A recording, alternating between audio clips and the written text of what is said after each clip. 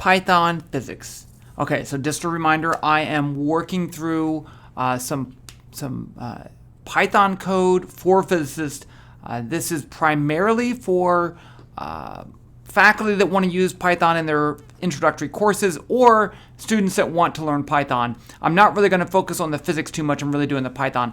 And so today we're going to do this. We're going to look at this, a mass on a spring, which I did in the previous lesson. We looked at modeling the motion of a mass on a spring, but we didn't make a 3D animation of it. So we're going to do a 3D animation of it. We're going to do it better, and it's going to be awesome. There's a lot of cool stuff here. So let's start off with Hooke's law, because here I have a spring.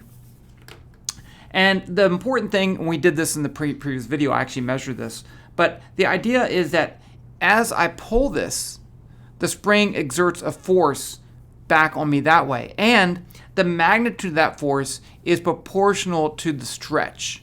Okay, so the more I pull it, the harder it pulls back. So a lot of times you'll see this written like this: F spring equals negative kx. Okay, this is terrible. I don't really like this. Don't write it like that. Okay, no, there's two problems. Number one is this x, and number two is the negative sign. So the spring is not proportional to the position of the spring, but the stretch. Okay, so I need to know how much it's stretched, not what its x position is. You can make this work if I set the unstretched length to 0. Okay, and we're going to do that. This is a problem because this says that F is negative k the stretch, and this negative sign is trying to say, look, if I stretch it this way, if I move it that way, the force is that way. I get that, okay? But this is not a vector equation, so we don't want to write it that way. So let me go ahead and write down the best way to describe this. I'm going to get rid of that. So let's say I have a spring.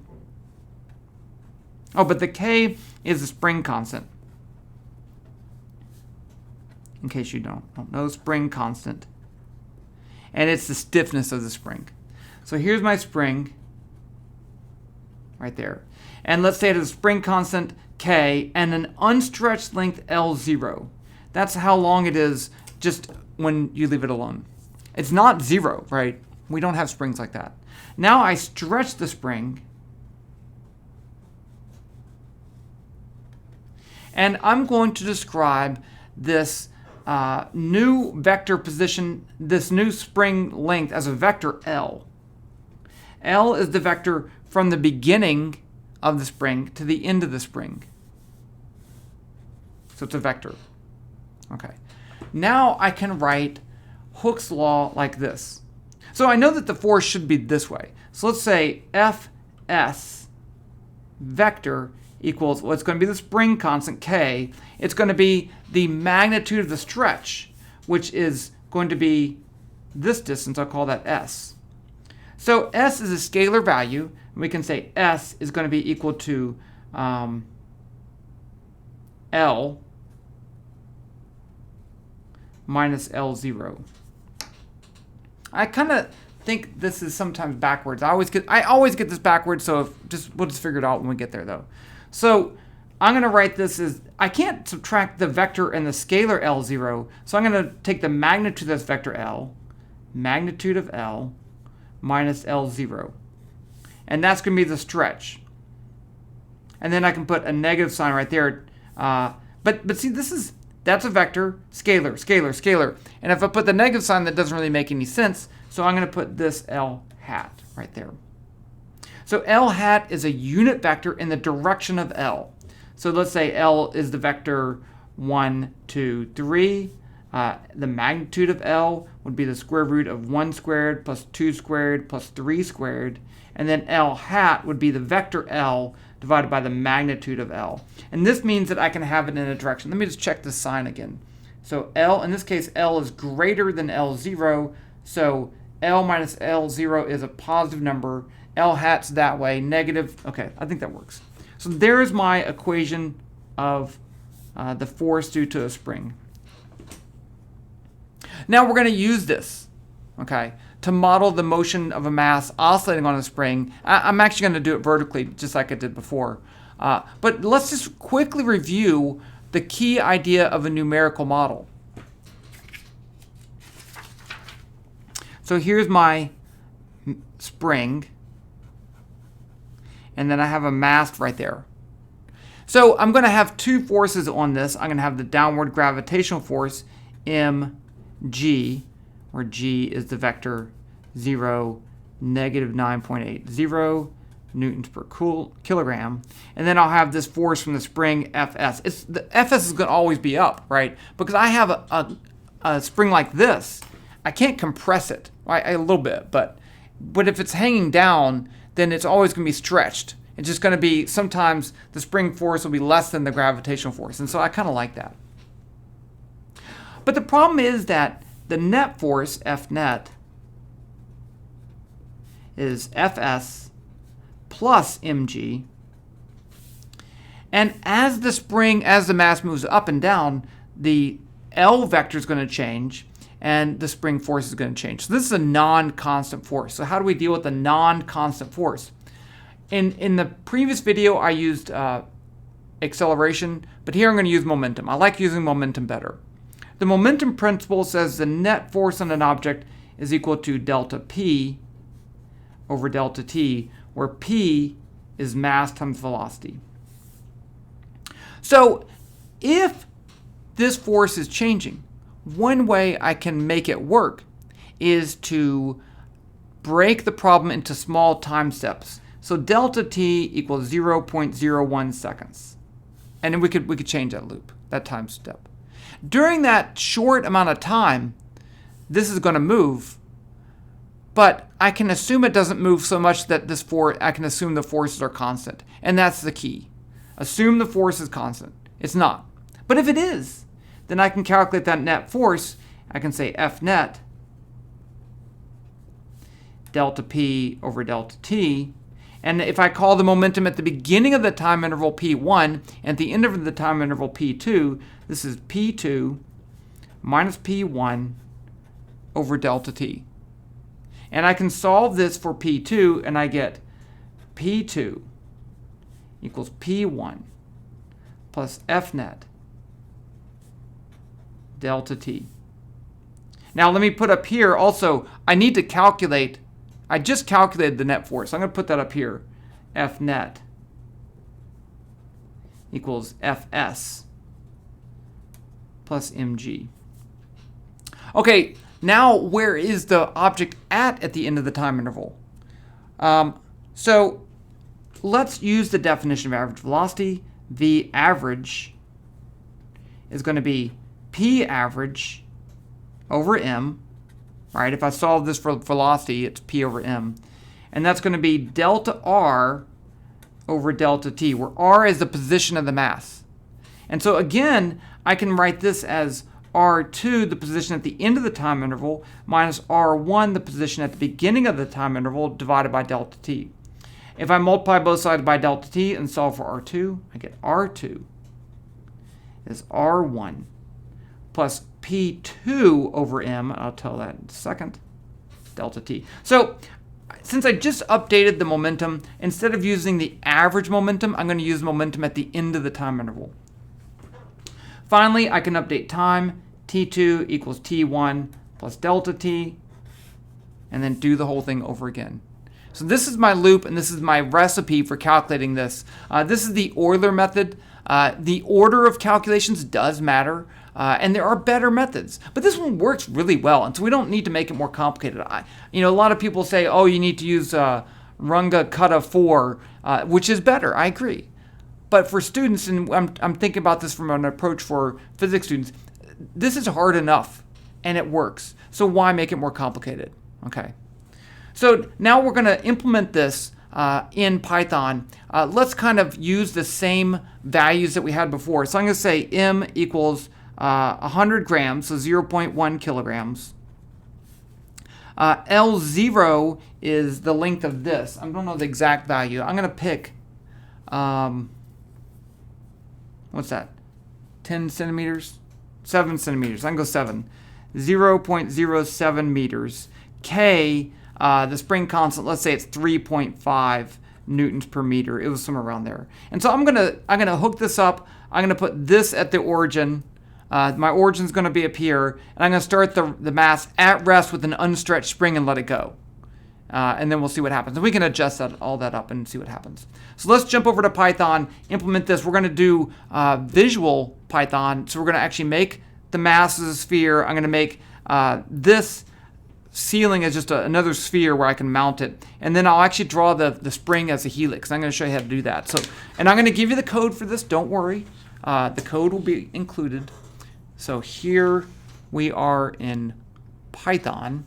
I'm using GlowScript vPython. GlowScript is online Python, so you don't have to install anything. Trinket is another implementation that's the same thing. It all works the same. Let's just start off with some of our constants here. So I'm going to say m equals 0.1, k equals 3.5. Again, we don't put units in here because these are numerical values. We're doing a numerical calculation. G equals vector 0, negative 9.80. So this is one of the great things about vPython is using vector values for things. I need L0 equals 0.077. Okay, so let's make our top point where the mass is connected. So I'm going to call this top, and it's a sphere. Position equals vector. I could put this at the origin, but let's actually move it up a little bit just so things center out really nicely. Let's put it at vector, if the thing is 7, let's put it at 0, L0, 0. And the radius, I need to give it a size. So let's give it, I'm thinking 1 centimeter. Yeah, so radius is 0.01. And I'm going to leave it as gray, and that's it. I'm done with that. Let's run it, though, and see what it looks like. So there's my top point right there. Now I need to make my bottom, my mass. Actually, that's a little big, a centimeter. Let's say 0.04. That's good enough. Okay, now so let's just call this mass. It's a sphere. Position is going to be equal to, I'm gonna start from the top and move down L0. So it's going to be top.pos. That's the vector location of that top, minus the vector 0, L0, 0. And then the radius is going to be equal to 0.01. And the color equals color dot, I'm thinking yellow. I really like yellow. Yeah, let's just do that. And let's run it. And there's my mass. There's my top point. So we're good. Now I need to include the spring. So there's actually two ways you could do this. The easiest way is to draw the spring as a cylinder. But there's actually a helix object in vPython. So let's call the spring, let's say spring is equal to helix. So the helix has a few parameters. POS is the vector position of one end of the helix. Axis is a vector from the beginning to the end of the helix. And then the radius is the size of the helix, not the thickness of it. So we actually have position, axis, radius, and thickness. So let's say the position is just going to be top.pos. I want it to be, I'm pointing at the screen, doesn't really matter, connected to the top. And then the axis is going to be equal to a vector from the top to the mass. So I can just say mass.pos minus top.pos. And then the radius is going to be equal to 0.0, I'm going to say 1. And let's make it cyan. Color equals color dot cyan. And let's run this and see what that looks like. Okay, so that's pretty good.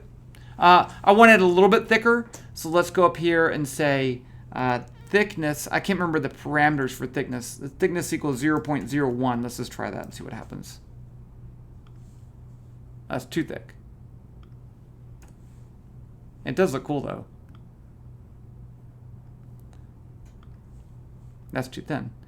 So let's say 0.04.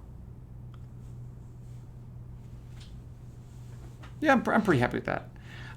Let's make this radius a little bit smaller, and let's make this a little bit thinner. 3, and then the radius is 0, 5. Okay, that looks better. Now see, when it ends down here, it's inside the sphere, so it just looks a lot better. Okay, we've drawn everything. So now we need to, I need to give it some initial conditions, in particular the momentum. So I'm going to say mass.p equals m times vector 0, 0, 0. So I have the mass, and I'm starting it from rest, so the initial velocity is 0, so I need that momentum. I can't update the momentum if I don't have the momentum, so I need to update the momentum. Next, I need to worry about the time. So t is 0, dt is 0.01. We can change that later. I think we're ready. Okay, so there is another thing up here. I feel bad about doing this, and I'll change this later, but the mass is just the vector, the value m. Normally, I would do mass.m. I would associate that property of mass with that object mass, which I shouldn't even call it a mass. But I'm not going to change it. But I only have one object in this case, so it's not a problem. But I don't want to get you in the habit of doing bad things. Okay. So let's run this for, let's say, 5 seconds. So while t is less than 5, do the following. Now, since I'm making an animation and I want it to run in real time, I need this. Rate tells Python, it says don't do more than 100 of these loops every second. And so since I have a time scale of 0.01, 100 loops per second it would take 5 seconds to run. If it's complicated, it can't do it that fast. This is as fast as, it says don't go faster than this. Now I'm going to look at my recipe. My recipe says calculate the force, but to do that, I need to first find that vector L. Okay, I don't have L, so let's find the vector L. L is just going to be mass dot. It's final. It's from. I want to go from the top to the point. So if I do final minus initial, it'd be mass.pos minus top.pos. That's the vector from that top position down to my mass. Now I can calculate the force. I'm just going to call it F negative K. I'm just typing in my equation. Negative K times mag L minus L0 times norm L. So mag L is a built-in function in Python that returns the magnitude of a vector. And norm is a built-in function in VPython. It's not normal Python. That returns a vector, a unit vector in the same direction as that vector. So that is L hat. So that's my force. Well, I have to add the gravitational force, so it's going to be plus m times g. Now, you may say, oh no, it's minus mg. No, it's plus. G has a negative y component, but I need to find the total force, right? This has a negative because it's in the opposite direction of L. So that's my force. Now I can use that to update the momentum of the vector, of the mass. So mass.p equals mass.p plus f times dt. And here we see that this is not an algebraic equation. I don't need p1 and p2. I'm just taking that value of p and changing it. This is the make equal to sign. It's not the algebraic equal sign. Now I need to update the position. The position of the mass is mass.pos. So I can say mass.pos equals mass.pos plus mass.p times dt divided by m. Now I need to update time. T equals t plus dt. And that should be good. Let's save it, because you never know what's going to happen. 3D mass on a spring. And I am going to give you the code. I told you that. Okay, let's run it. Oh, I like that. Okay, a couple of things. One, I'm going to go ahead and increase my spring constant just so it has a smaller magnitude of amplitude of oscillation. And two, I did this on purpose. It's working, but doesn't look great. Okay, so let's increase this spring constant to 10.5. And down here, the problem is that the spring didn't move. I never moved the spring. So what I need to do is I can do that. I can say spring.axis axis equals L. Now, yeah, that's fine. Now that's a little out of sync, right? Because I just moved the mass. I guess I should do it up here. Once I calculate L, move the axis of the spring that way.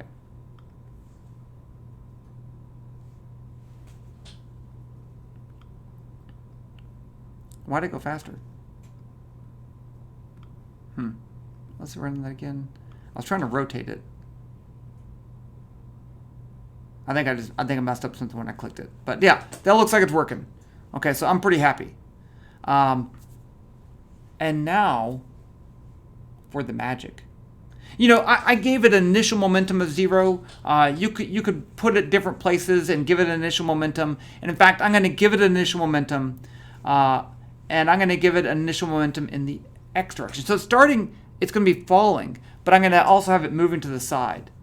And here's where you can see something super awesome. Actually, yeah, let's do that. So down here, I'm going to say it's moving to the side with 0.5 meters per second. So it's moving this way and falling. And up here, let's go up here and have it say make trail equals true.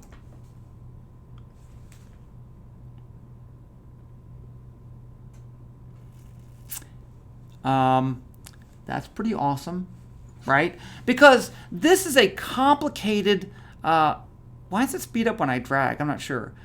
A complicated pattern, right? And the important thing is that because we defined the force due to a spring as a vector, then all of this stuff just comes out. We get this stuff for free. Wait, it's even better. I can even give it a velocity in the z direction. Let's say 0.07 and run it.